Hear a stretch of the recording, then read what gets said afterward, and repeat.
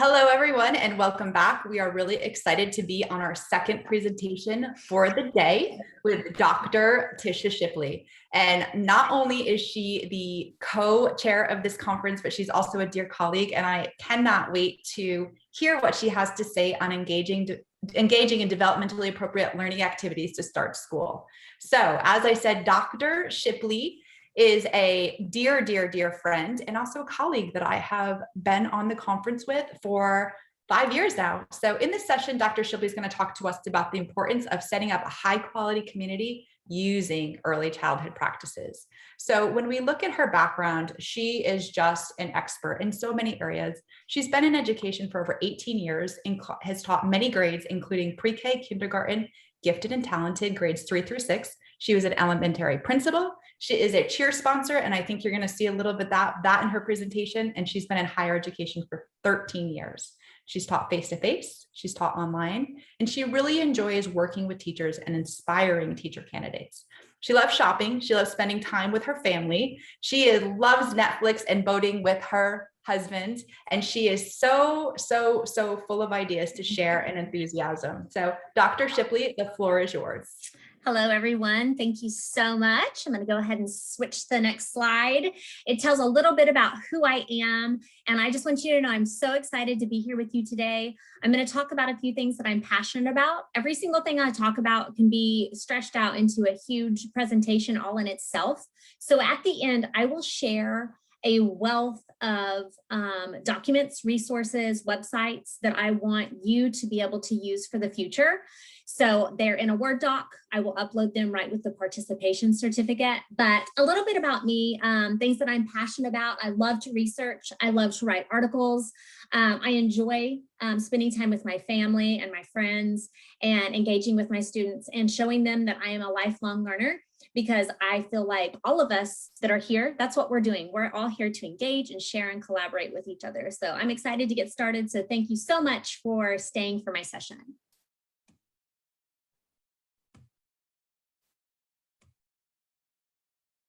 I want to start by saying that you have the opportunity at the beginning of every new year and every single new day, honestly, to make a choice to be present, to be engaged, happy, creative, consistent, thoughtful, and honestly, if you think about that, just a truly better version of yourself from the previous year or even the previous day, right? You get to build those relationships. You get to build your classroom community. You are changing lives. You get to teach your children to love learning. It is you that makes the impact in every aspect of every day. Don't forget, it's all about you. You are that educator. You are that person for those children. You have the direct impact on how students react, how they feel every day that when they're with you in their classroom environment. So stop for just a moment and think about, what can you do different this year? So over the next 3 days, I want you to think about what you're going to do that's new, that's exciting, something that will change up your practices from the previous years. What do you need to change up? Because we all need something, right? We all need to change something.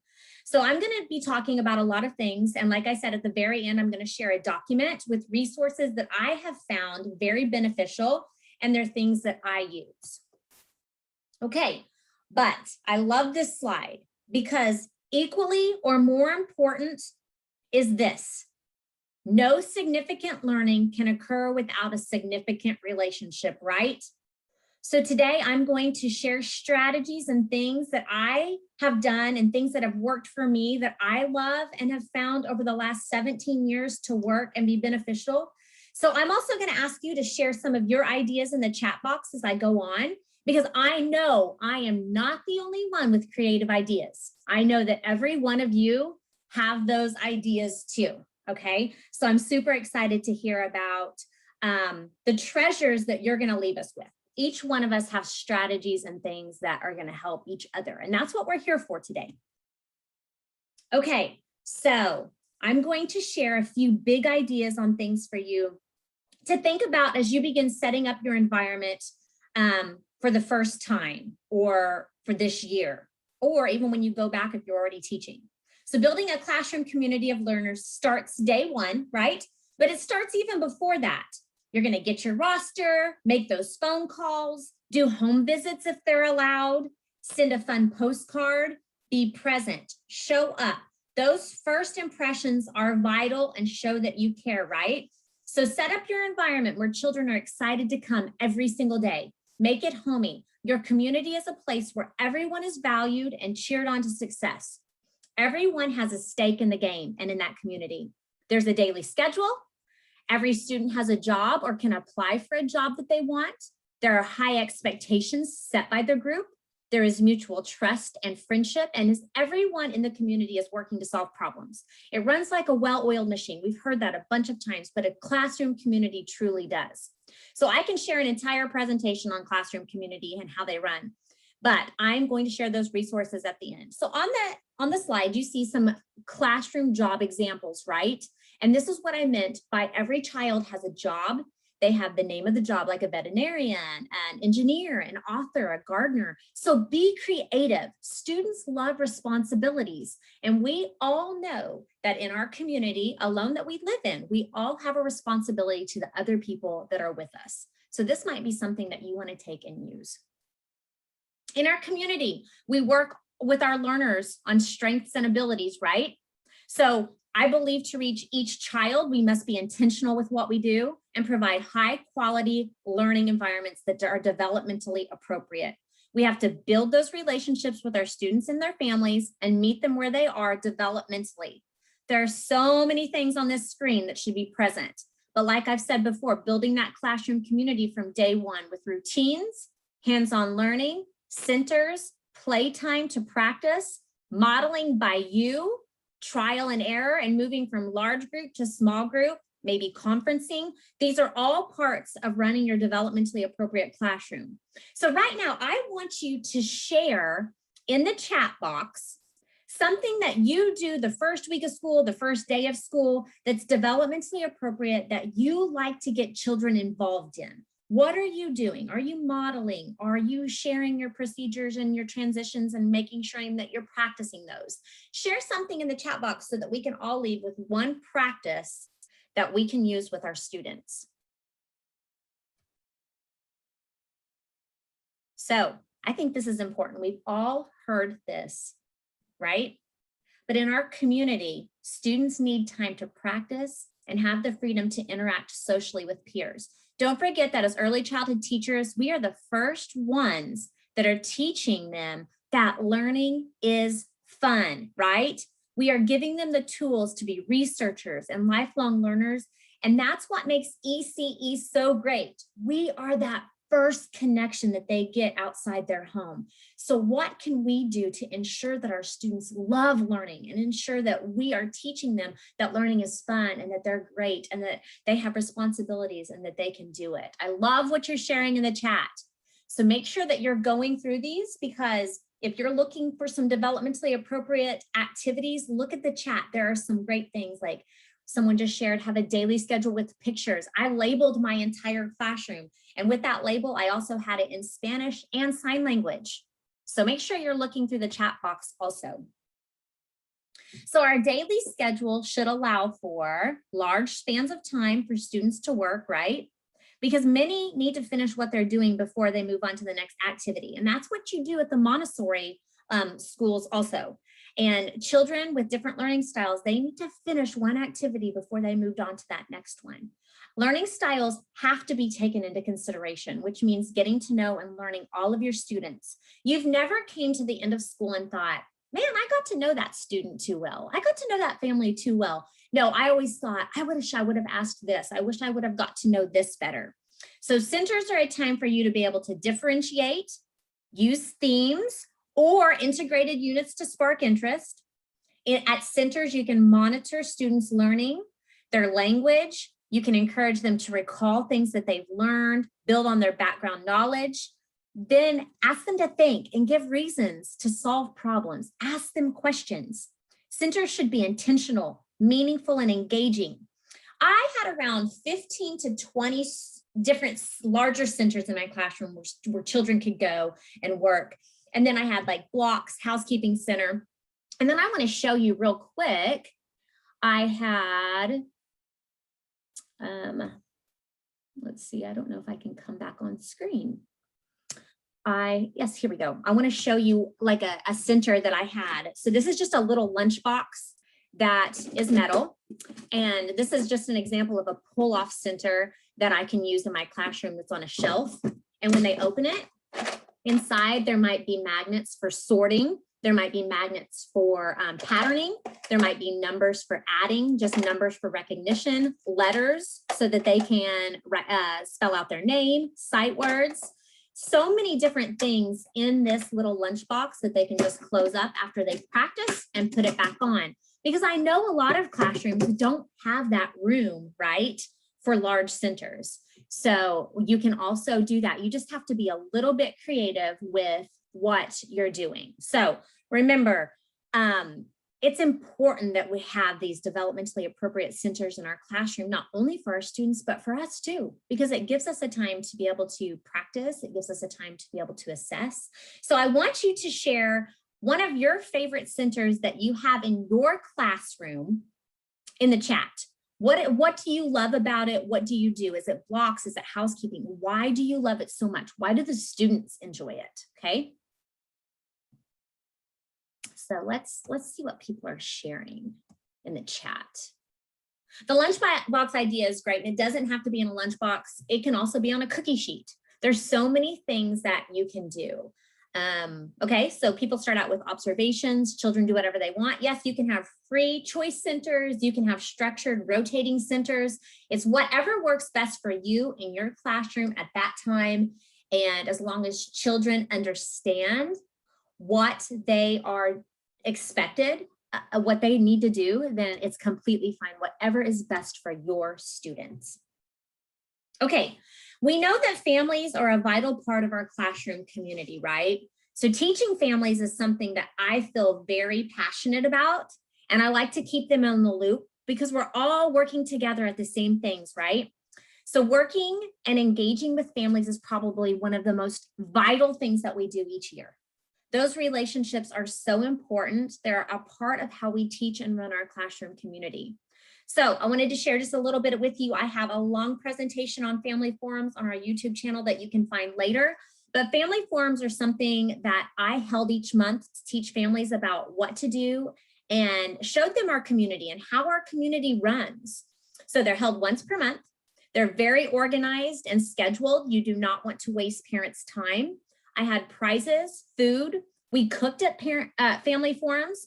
I sent home materials each month so they could work with their children at home. They understood the lessons that were being taught at school and some things that they could work at home with their child. So in my resources at the end, I'll share some important things on how to set up and run a successful family forum at your school. All right.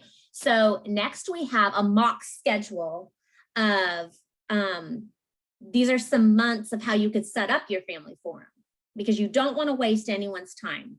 They're only for families to come. I also recorded them and then I added them to my YouTube channel. So if families couldn't come, they could still be a part of what was shared that evening. Okay. So do any of you have something like a family forum or a family night where you share and you teach and you engage and things like this? What are yours called?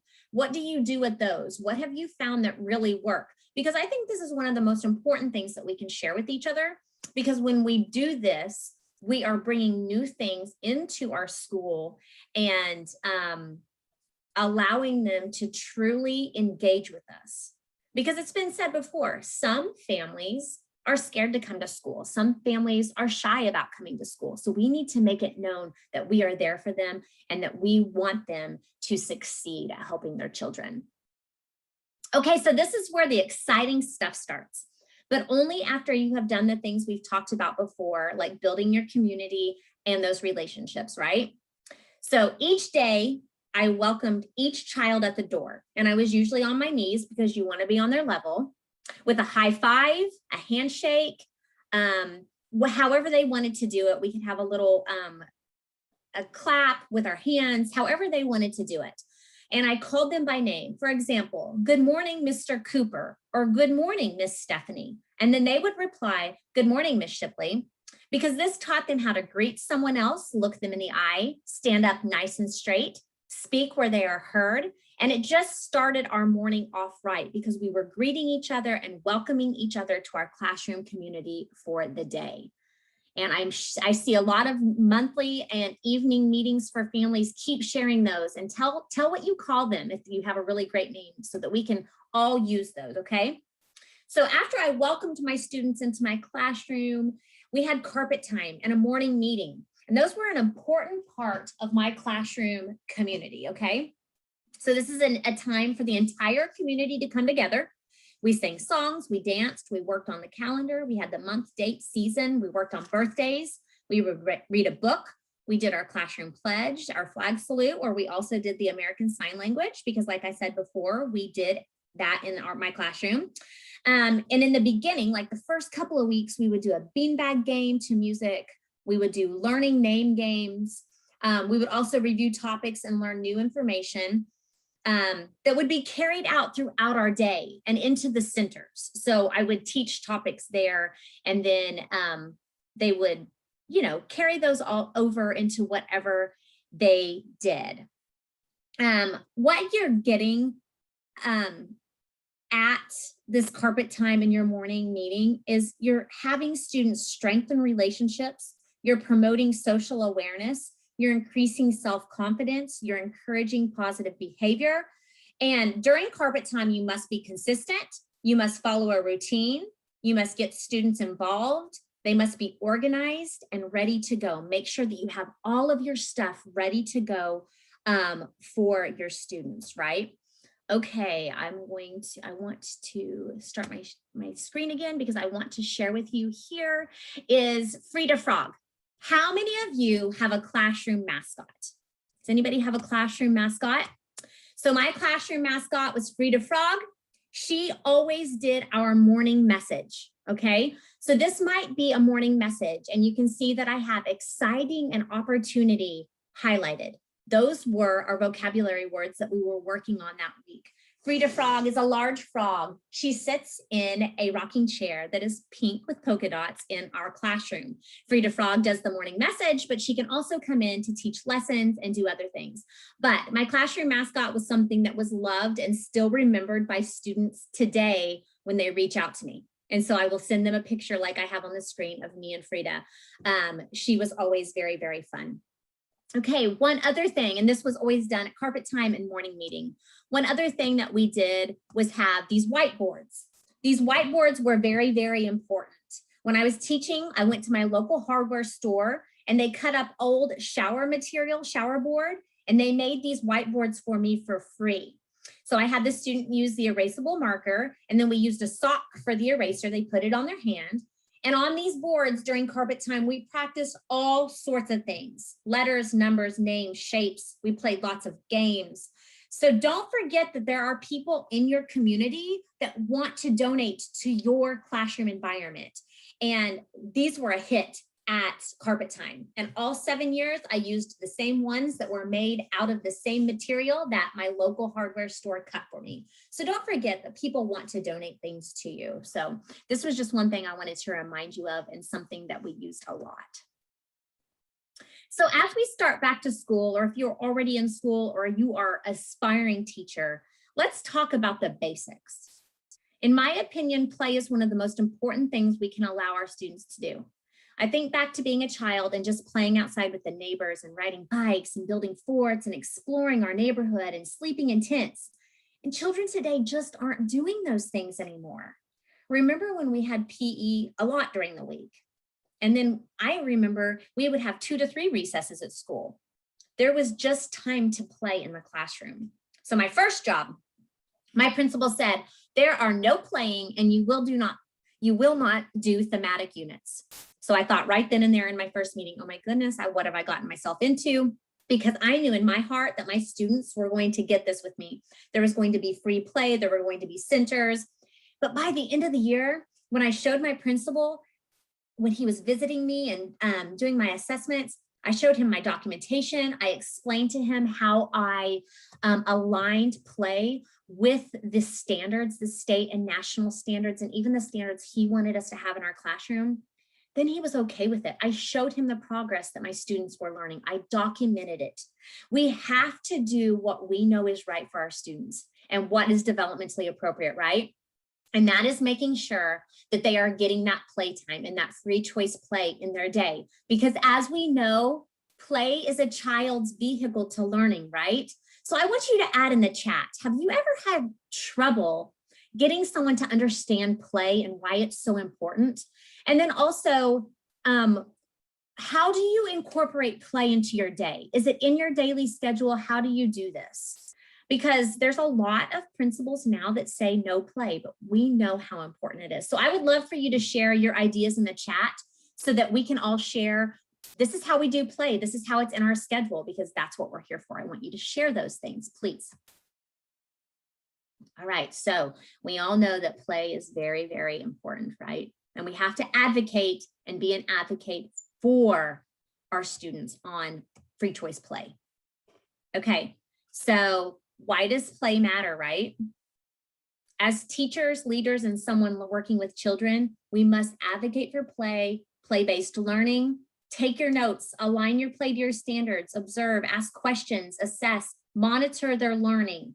Don't forget that this is also time for you to engage with your students. As the new school year starts, how can you do this better? Who do you need help from? Is there a place in your daily schedule that you can add some time to play? And so I know we're sharing in the chat box. So make sure that you continue to share so that we're all getting new and really cool ideas, because, you know, we can share with each other what we do and it might work in our daily schedule also.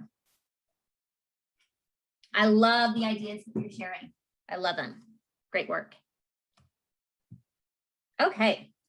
So as we enrich our curriculum through play-based learning, we also have to remember that thematic units allow children to use their previous experiences and knowledge and build on that.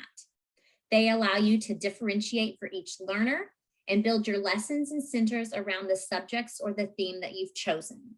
So I used a new theme in my classroom every week and made it very intentional. So for example, if it snowed the night before, maybe we started a snow unit. And there's so much that you can do with that unit. You can make snow ice cream, you can measure the snow, you can feel the texture and find out about how the weather develops in your area. And don't forget, I know that there's places it doesn't snow, right? But if you want to do the letter S and you want to do snow, how cool would it be? Your students are still going to be excited to learn about snow, right? I mean, all students want to know about snow. You can show videos of snow. You can make snow in your classroom. There are tons of recipes out there.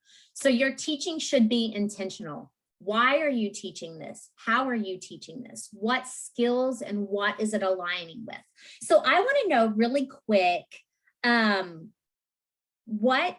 what kind of themes are you using in your classroom? What is important for you to teach? So we can share some of those. Share with me in the chat what some of your thematic units are that you are using.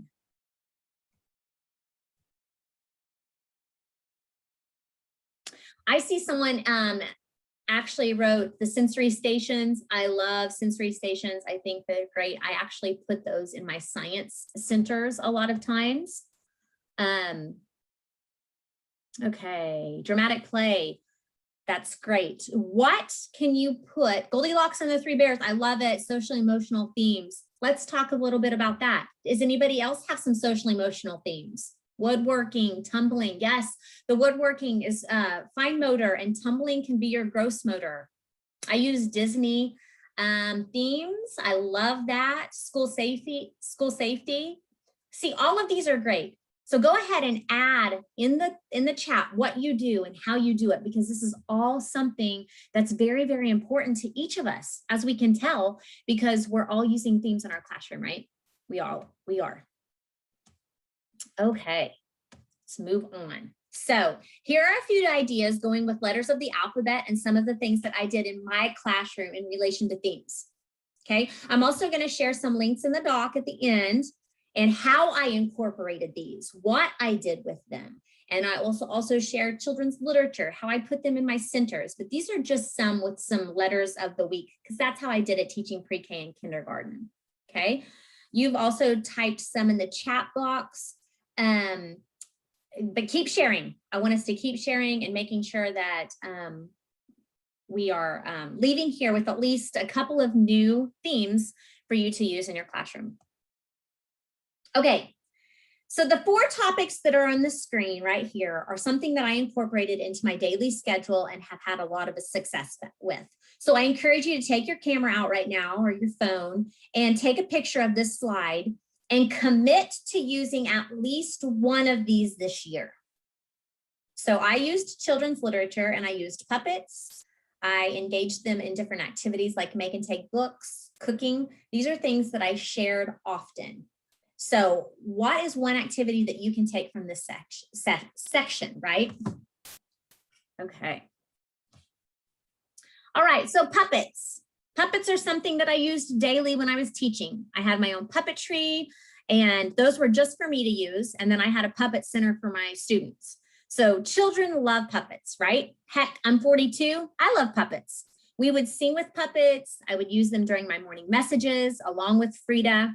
So I want to show you a few of my puppets that I have used and how I make them really interesting and engaging. And remember, you can introduce topics with puppets, but my first one is a little suitcase. And when you bring this suitcase out, you can talk about where do you take a suitcase? How do you pack your suitcase? After you're done traveling, who helps you unpack it and wash your clothes? There's so many lessons. So I've opened up my suitcase, right? And in here, I have a little finger puppet. And my students all had these too, okay? You saw it on the last slide. So this is a little finger puppet, and then you can use it like this. I actually attended a puppet presentation session several years ago that really drew me into puppets, and you could buy puppets there. I have my large hand puppets. I probably have about 50 of these. And they move. I tried to buy them with all of my really important topics in the books that I read for children's literature. And then I have my hand puppet, which is just one that's a small hand puppet that can go on your hand.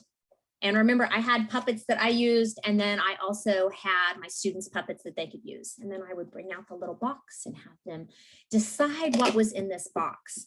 And then this one had several different themes, like themed puppets. So if I was doing elephants, or if I was doing Tiny the Turtle and we were singing a song, but this just engages students so much. I know if you don't use puppets in your classroom, you might think, how could I use those? But if you are actually using puppets in your classroom, type in the chat box how you use them, how you incorporate puppets into your room, and how they have built and enriched your curriculum, because they really truly are something that I pulled out daily, and it really got my students involved, and they loved them. So go ahead and type in the chat some things that you do with puppets. Puppets can be used with children's literature. They can help you cook. They can help you teach procedures, transitions. They can help children role play with puppets, trial and error. The possibilities with puppets are endless. So I can't wait to hear about what you are doing in the chat with puppets. Help us come up with new ideas and things that we can be doing. Everyone has great ideas. Okay, so the next thing is a make and take books. I could sit here and do an entire presentation on make and take books. You will find one of my longer presentations on YouTube about make and take books. So for just a second, if you have with you just a few sheets of paper, it doesn't matter if it's construction paper, typing paper, or notebook paper. If you're taking notes, please get out a few sheets of paper, and we're going to make one make and take book so that you can take it tomorrow and use it with your students, or you can use it now if you want to. So get out a couple of pieces of paper. And what I want you to do is just lay them on top of each other. I have 2 here. I am going to fold them hamburger style. This also helps with children's fine motor skills. So get your 2 pieces of paper, fold those hamburger style. Give you just a second. And then fine motor is where this comes in. When I would teach the children to make this book would go with them to centers. This book would go with them if they were working on their own, because you can do so much with this book. Okay, so what I want you to do is about every inch, tear an inch in, okay? So every inch of the spine of your book, which is another great vocabulary word, The spine of your book, you are going to tear about 1 inch down all the way. You may have to get some of your younger students started on their tears because this is a difficult thing for fine motor. Then to teach them to go back and forth on the spine of your book, you alternate going to the right and to the left. But after you go by and show them how to do it, they can get this really quickly. Okay, so alternate your book, right to left, right to left. So some things that you can do with this, right? These are great ways to engage your students. It shows ownership. So let's say you are teaching them to write their name and they're practicing. You've got your book and it's folded. They can draw pictures. They can retell your pictures.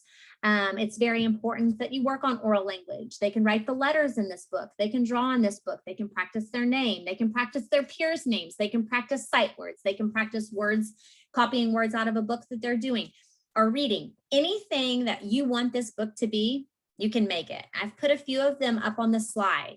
Does anyone else use make and take books in their classroom? Because once you teach a child how to do the make and take book, they will be totally into making these. It's good for not only their fine motor, but they can share these with peers. They loved them. So that is just one make and take book that I wanted you to be able to have. I will share my website at the end. I have an entire unit on just make and take books that you can use with your students. Okay, so I will share that at the end. All right, let's move on. All right, cooking with students.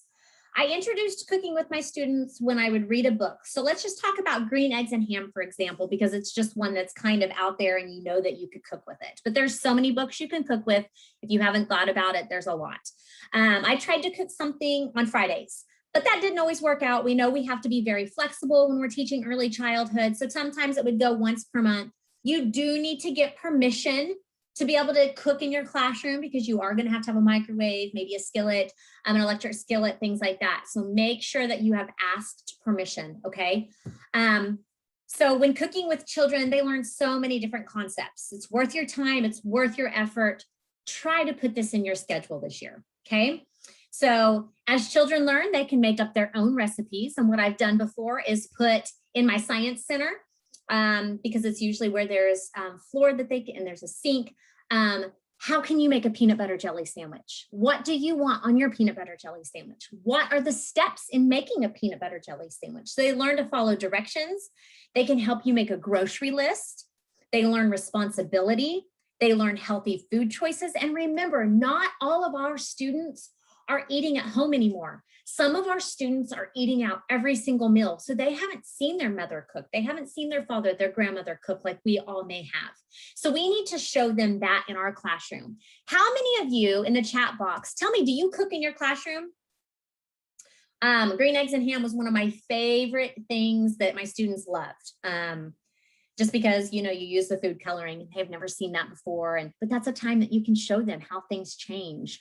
Tell me something that you cook in your classroom. What is children's literature that you use? I'm going to share with you, these are some of my favorite books while you're typing in the chat. These are some of my favorite books to cook with, okay?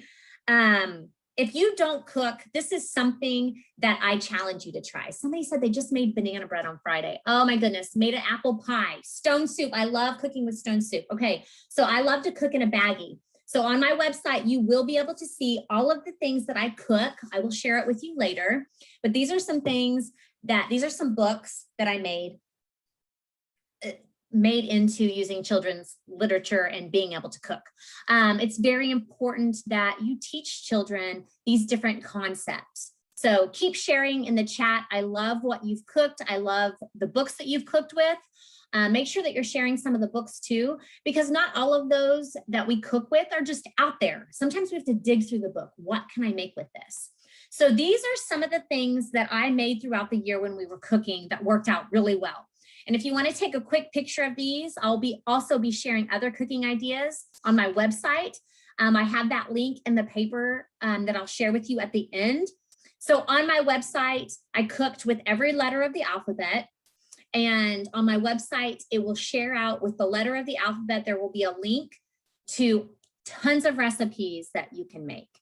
I'm excited to share that with you. But cooking in a baggie, I've made ice cream apple pie, we did pumpkin pie, and all of those things, smoothies in a baggie. But cooking in a baggie, making things in a baggie really works, and it works for easy cleanup with young children, and it's easy for them to do with their small hands and their fine motor. So these are just some ideas, but I love what everyone is sharing. I've seen some really popular books and then some books that I haven't seen. I see a summer theme is Tutti Frutti, and we sample fruits. That's awesome. So when I was in 2nd grade, I had a teacher that with every vowel, we tried something different. So that's kind of where my idea came to cook with my students, because in 2nd grade, we cooked a lot, and it's something I still remember at 42. So don't ever think the things that you're doing in your classroom are going unnoticed, okay? Because they aren't. Children's Lit's just so much fun to use. We all know that. There's so many things that you can do with children's literature. And at the beginning of the school, you find really fun books to help children get acclimated to your community, right? So these are some of my favorite books to use at the first of school. In the chat, share some of your favorite books. The Kissing Hand has so many cool activities you can get on Pinterest, you can get on and just find some fun things to make for the parents, because a lot of them, remember, this is their first time to ever leave their families. So what are your favorite books to use that first week of school, the first part of school? I've listed mine here: The Kissing Hand, The Teacher Who Didn't Want to Go to School, How to Get Your Teacher Ready, because all of those books are funny to students. It's funny when they don't know that the teacher wants to come to school, and how are they getting up and getting ready. So these are just some fun ones, but share in the chat some of your favorite books so that we have some, as we leave here, some new ones that we can use, because there's so many cool books out there. Okay, so as we've mentioned before, building relationships with families is vital, right? So I'm not a huge fan of homework. I always throw that out there with people. It's okay if you're doing homework, but if you are someone who sends home homework, I want to ask you these questions. If you're sending home homework, why are you sending it home? Do you enjoy sending it home? Do you assess? Is it something your school makes you do? What are you sending home? What type of homework? What are your objectives? And can the child do this at home alone? Okay. So instead of sending homework home, I sent home family learning bags. Okay. These make it a little more fun, and it's an extension of something that they're learning at school. These type of activities can be hands-on and engaging, where families are excited to open the bag and see what they got for the week. So remember my family forum, I told them every month what the family bags were going to be. Their child was going to get to choose a family bag. So be ready for these things. So you want to send home a camera maybe and have them go on a nature walk or take pictures of themselves having a picnic, send home a puzzle or a board game to play, have them play Old Maid or a version of bingo. There's just so many things you can have them do in these family bags that go along with the lessons that you're teaching at school, right? That they are also going to have fun with. So I tried to add 4 different things in the bag for them to do. And I also could differentiate my bags for my students. So if you're having trouble differentiating in your classroom, your family learning bags is a great way, along with centers. So when you send these home, you've got to have all of the materials needed, okay, in the bag. And you can either have them bring the bag back, you might not get everything back, or you can just send it home and just say, keep it. There are so many cool things that you can do. Is there anybody else using a family learning bag or a different approach to the family learning bag to replace homework?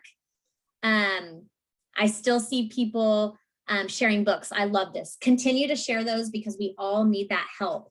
You can also send the books home that you're talking about in your family learning bag, because they go along with some of the themes that you're doing, some of the ideas that you're teaching, some of the lessons, okay?